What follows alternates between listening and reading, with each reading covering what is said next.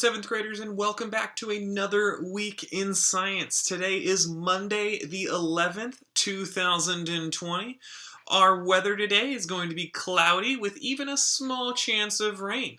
Our moon phase has started to decrease in its size. It is a waning gibbous. It's reflecting less and less light per day.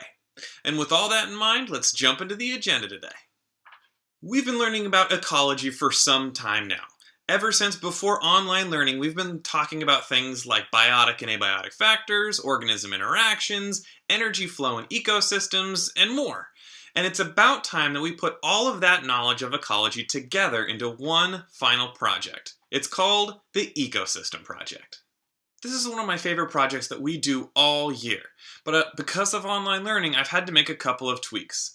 The way that this project works is that you will be working individually to research an ecosystem of your choice. Now, this is a multi-day project. It'll take over the course of 10 days. I've broken it up into 5 separate parts, which means that we'll be focusing on each part for 2 days. The reason I've broken it up into so many days and into so many parts is to make sure that you've got enough time to complete each assignment to the best of your abilities. I don't want you to rush and I don't want you to stress. So if you run into any issues, let me know. Today we're starting on part 1 of our ecosystem project. This will involve you choosing an ecosystem that you'd like to know more about. Either on School Loop or on Google Classroom, you'll find a Google Doc where you will be recording all of the information that you find out about this ecosystem. Now, what ecosystem can I pick? Really, any of them.